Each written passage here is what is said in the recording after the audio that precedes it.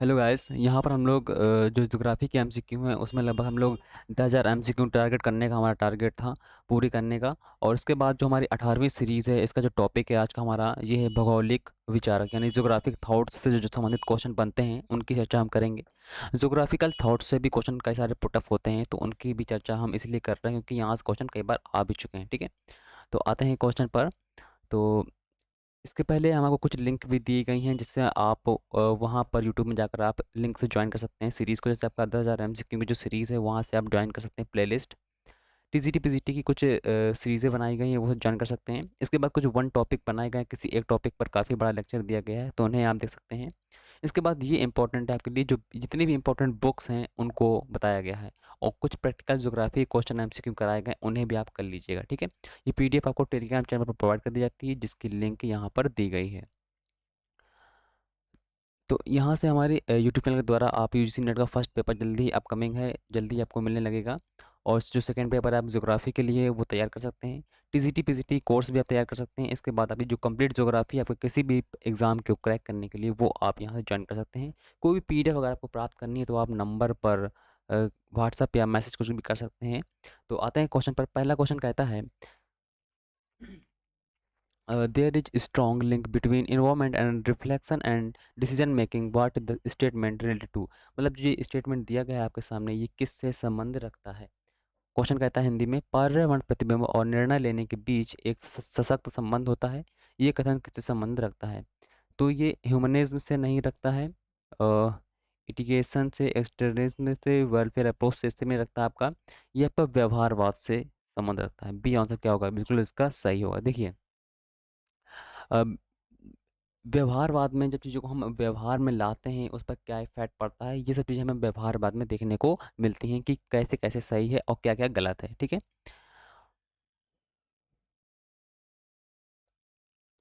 इसके बाद हम यहाँ पर देखेंगे जो मानवतावाद शब्द का सर्वप्रथम ये पूछा गया है कि मानवतावाद जो है इसका सबसे पहले प्रयोग किसने किया था। यूतु फुतवान ने किया था। फुतवान भी दिया हुआ कभी कभी, ये क्वेश्चन में डायरेक्टली पूछा गया है। ठीक है, याद रखिएगा। इसके बाद हम आते हैं आगे। दूसरा क्वेश्चन कहता है who is the considered the founder of mathematical geography, यानी गणितीय भूगोल के संस्थापक किन्हें माना जाता है। तो देखिए, गणितीय भूगोल के जो संस्थापक हैं वो आपके थेल्स और अनाक्सीमेंडर को माना जाता है, यानी आपका बी आंसर क्या होगा, बिल्कुल सही होगा, थेल्स और अनाक्सीमेंडर को माना जाता है। अगला क्वेश्चन कहता है यहाँ पर आपको कुछ व्याख्या भी दी गई है, आप इसे पढ़ सकते हैं। थेल्स तथा अनाक्सीमेंडर गणितीय भूगोल के संस्थापक माने जाते हैं। थेल्स जो थे यूनान के प्रथम दार्शनिक थे, ये यूनानी थे। ठीक है, और जिन्होंने ज्यामिति तथा अनेक प्रेमों की रचना की थी थेल्स ने। इसके शिष्य आपके एनाक्सीमेंडर थे, तो उन्होंने भी इन चीज़ों की परिकल्पना की थी। और थेल्स जो थे इन्होंने पृथ्वी के मापने का कार्य भी आरंभ किया था। ओके, तो याद रखिएगा, एनाक्सीमेंडर थेल्स के शिष्य थे। अभी बताया ना हमने आपको कि एनाक्सीमेंडर जो थे थेल्स के ही शिष्य थे। इन्होंने नोमेन नाम का यंत्र का आविष्कार किया था। नोमेन जब हम उसमें पढ़ेंगे, प्रैक्टिकल ज्योग्राफी में पढ़ेंगे, तो नोमेन यंत्र होते हैं जिससे हम पृथ्वी की लैटिट्यूड लॉन्गिट्यूड को मापते हैं, क्षांति देशांतर को मापते हैं, मैप बनाते हैं, वहाँ पर हम नोमेन को पढ़ेंगे। ठीक है, प्रैक्टिकल ज्योग्राफी का ये पोर्शन है। उसके द्वारा मैप बनाते हैं, देखिए विश्व का मानचित्र मापक बनाते हैं इसी के द्वारा, नोमेन के द्वारा। ठीक है, अगला क्वेश्चन कहता है हु रोड द बुक से मेट्रियोलॉजिकल, यानी मेट्रियोलॉजी का जो किताब है वो किसकी लिखी गई है। तो ये आपकी अरस्तु की बुक है। किसकी, एरिस्टोटल्स की बुक है ये वाली, ये इंपॉर्टेंट बुक है, कई बार आ चुकी है। ये अरस्तु के द्वारा लिखी गई है। अरस्तु प्लेटो के शिष्य थे। किसके, प्लेटो के शिष्य थे। और इन्होंने पृथ्वी की परिकल्पना की गणना की थी, पृथ्वी की परिधि की, और इन्होंने कितना बताया था, 4 लाख स्टेडिया के बराबर इन्होंने पृथ्वी का परिधि बताई थी। अगला क्वेश्चन कहता है who laid the foundation stone of modern geographical ideology, आधुनिक भौगोलिक विचारधारा की आधारशिला किसने रखी थी। देखिए, आधुनिक अगर विचारधारा की हम बात करते हैं तो हमबोल्ट ऑडिटर का नाम आता है, क्योंकि हमबोल्ट ऑडिटर ने ज्योग्राफी में बहुत सारा हेल्प की है, बहुत मदद की है। अगर हम बात करें हमबोल्ट ऑडिटर में किससे ज़्यादा की है, तो सबसे ज़्यादा अगर हम योगदान देखें तो हमबोल्ट को। तो हमबोल्ट ने बहुत जगह घूम घूम कर यूरोप, उत्तरी अमेरिका, दक्षिण अमेरिका, चाइना, बहुत जगह घूमा हमबोल्ट ने, और फिर उन्होंने अपने एनालिसिस दिए और बहुत सारा काम किया। यहाँ तक कि आपको एंडीज पर्वतमाला पर चढ़े, अमेज़न नदी देखी, अमेज़न नदी के बारे में बताया उन्होंने, मतलब बहुत काम किया उन्होंने ज्योग्राफिक पोर्शन में, हमबोल्ट ने। और उसी को जब हमबोल्ट अपनी किताब लिखते थे तो उसी को पढ़कर रीडर भी अपनी परिकल्पना दिया करते थे। तो रीडर को इसलिए आराम आराम कुर्सी में आराम करने वाला कुर्सी या आराम करने वाला भूगोलवेत्ता भी कहा जाता है, ठीक है। तो हम्बोल्ट सबसे ज़्यादा मतलब इन्होंने ज्योग्राफी में काम किया है। अगला क्वेश्चन कहता है, देखिए यहाँ पर दिया भी होगा आपको, हम्बोल्ट की जो महत्वपूर्ण कृति है वो की कॉस्मॉस है।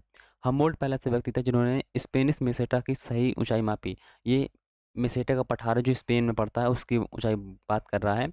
उन्होंने 1899 में इसमें ओरनिको नदी खोज की। ये ओरनिको नदी आपकी कहाँ बहती है? ये आपकी बहती है दक्षिण अमेरिका में बहती है, ठीक है। वेनेजुएला में ओरनिको नदी बहती है।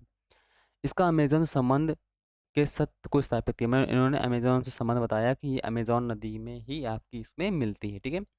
इन्होंने पेरू की धारा, जो पेरू की ठंडी धारा जो बहती है, आपने देखा होगा दक्षिणी अमेरिका के पास बहती है पेरू की ठंडी धारा, उसके बारे में उन्होंने बताया था, ठीक है। और यही थे जिन्होंने बताया कि जो साउथ अमेरिका है वहाँ पर जो खाद होती है, पक्षियों की बीट की जो खाद बनती है वो बहुत प्रोडक्टिव होती है, उपजाऊ होती है, इन्होंने ही बताया था, ठीक है। और रिटर की जो महत्वपूर्ण कृति है वो अर्ध कुंडे है, ठीक है, याद रखिएगा। अगला क्वेश्चन पर आते हैं। अगला क्वेश्चन कहता है निम्न कथनों को पढ़िए, यानी read the following statement and इसको आंसर देना है। पहला क्वेश्चन कहता है, ऑप्शन कहता है Ratzel dominated German geography in the late 19th century, यानी रेडजेल थे आपके 19th सेंचुरी के उत्तरार्ध के जर्मन भूगोलवेत्ता थे। बिल्कुल सही बात है, बिल्कुल सही बात है, पहला स्टेटमेंट बिल्कुल सही है। Ratzel coin the term anthropology, यानी रेडजेल ने एंथ्रोपोलॉजी की को प्रतिपादित किया। हाँ, इनकी बिल्कुल महत्वपूर्ण इनकी कृति थी, ठीक है। अगला कहता है Ratzel was greatly influenced by Darwin theory of evolution of species. Ratzel जो थे डार्विन की प्रजातियों के सिद्धांत से अत्यधिक प्रभावित थे। हाँ, ये भी बिल्कुल सही है। तो ये जो तीनों ऑप्शन दिए गए हैं, यानी तीनों यहाँ पर बिल्कुल आपके बिल्कुल सही होते हैं, ठीक है। यहाँ पर तीनों आपके क्या है, बिल्कुल सही है। अगला क्वेश्चन कहता है, देखिए रेडजल की यहाँ पर कुछ बुक्स भी दी गई हैं। वाल्टर कुंडे है, अर्थ एंड लाइफ यानी पृथ्वी और जीवन है, पॉलिटिकल ज्योग्राफी, ये रेडजल की कुछ महत्वपूर्ण कृतियां हैं। और रेडजल ने लेबॉन्सरम की अवधारणा को दिया था। ये क्वेश्चन भी कई बार पूछा गया कि लेबॉन्सरम की अवधारणा को किसने प्रतिपादित किया था।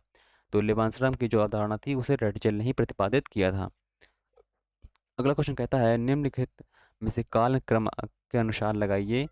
यूनानी, देखिए यहाँ पर कुछ यूनानियों के नाम दिए गए हैं और उनको बताना है, क्रम से लगाना है। देखिए जो सबसे पहले आपके आते हैं अरस्तु आते हैं, कि इराटोस्थनीज आते हैं, या फिर एनाक्सीमेंडर आते हैं, या फिर टॉलमी आते हैं। देखिए सबसे पहले आपके आएंगे एनाक्सीमेंडर आते हैं। अगर हम बात करें यूनानी के बारे में, तो यूनानी में आपको सबसे पहले पढ़ने को मिलेगा होमर, पढ़ने को मिलता है ना। होमर मिलेगा, फिर आपको बात मिल सकता है थेल्स मिलेगा। थेल्स के बाद फिर आते हैं आपके एनाक्सीमेंडर, ठीक है। फिर एनाक्सीमेंडर आते हैं। तो यहाँ पर सबसे पहला ऑप्शन एनाक्सीमेंडर दिया गया है। तो होमर के बाद थेल्स, थेल्स के बाद एनाक्सीमेंडर, एनाक्सीमेंडर के बाद अगर आपको पढ़ने को मिलेगा तो आपको मिलेगा डेमोक्रेटिक, जो बहुत एग्जाम में कम पूछा जाता है। जिसे आप याद रखिएगा, पाइथागोरस याद रखिएगा। पाइथागोरस इनके बाद आते हैं, वो थोड़ा याद रखिएगा। इसके बाद आपको पूछता है हिकेटियस आते हैं। हिकेटियस के बाद फिर आपके आते हैं हेरोडोटस। ये इतना कम से कम आपका इंपॉर्टेंट है। हेरोडोटस के बाद फिर आपके प्लेटो आते हैं। प्लेटो के जो से अरस्तु आते हैं फिर। तो ये क्या है, ये आपका यूनानी का क्रम है। और जो टॉलमी है, यहाँ पर आप देख पा रहे हो एनाक्सीमेंडर भी आया, अरस्तु भी आया, और अरस्तु के बाद फिर आपका इराटोस्थनीज आता है, ठीक है। अरस्तु के बाद फिर आपका आएगा इराटोस्थनीज। अब इसके बाद हम देखें जो टॉलमी है, वो टॉलमी आपका यूनानी नहीं है। टॉलमी क्या है? टॉलमी यूनानी नहीं है आपके। टॉलमी आपके अगर हम देखें तो ये रोमन में आते हैं, ये आपके आते हैं रोमन में, ठीक है। तो टॉलमी ये आपके रोमन भूगोल वेत्ता हैं। तो सी ही आंसर क्या होगा, बिल्कुल सही होगा। सी आंसर क्या होगा, बिल्कुल सही होगा। अगला क्वेश्चन कहता है, यहाँ पर आप देख पा रहे हो सी आंसर क्या है, बिल्कुल सही है। अगला क्वेश्चन कहता है भूगोल के जनक इराटोस्थनीज किस स्कूल से संबंध थे? जो इराटोस्थनीज थे वो किस संबंध होंगे? सीधी सी बात है, जिस देश के निवासी होंगे वहां से संबंध होंगे। रोमन, अरब, जर्मन, ग्रीक। तो कहाँ के थे? रोमन के थे, सीधी सी बात है ना। सॉरी, हाँ, हाँ ग्रीक थे, रोमन नहीं। रोमन तो आपके टॉलमी थे। हाँ, तो ग्रीक थे, तो ग्रीक क्या थे? इराटोस्थनीज थे। चलिए अगला क्वेश्चन कहता है विकास के चरणों की अवधारणा किसने दी थी? देखिए विकास के चरण यानी डेवलपमेंट की जो अवधारणा दी थी वो आपके दी थी डब्ल्यू डब्ल्यू रोस्टो ने दी थी। आपके जनसंख्या का सिद्धांत दिया था, डब्ल्यू डब्ल्यू रोस्टो का सिद्धांत है, और उन्होंने दिया था। इसके बाद देखिए रोस्टो के मॉडल की कुछ 5 विकास की अवधारणाएं इन्होंने दी थी, 5 अवस्थाएं इन्होंने दी थी। कितनी? 5 दी थी।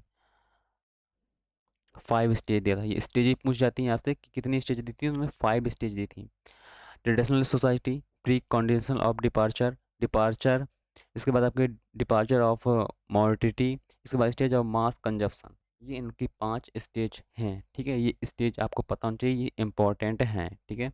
अगला क्वेश्चन कहता है निम्नलिखित में से कौन मानसिक मानचित्र की अवधारणा से संबंधित है? Which of the following is related to concept of mind map? बहुत इंपॉर्टेंट क्वेश्चन। माइंड मैप यानी आपका मानसिक मानचित्र की अवधारणा से संबंधित कौन रखता है? ये रखता है आपका लिंच। लिंच संबंधित है, ठीक है, लिंच संबंधित है। अगला क्वेश्चन कहता है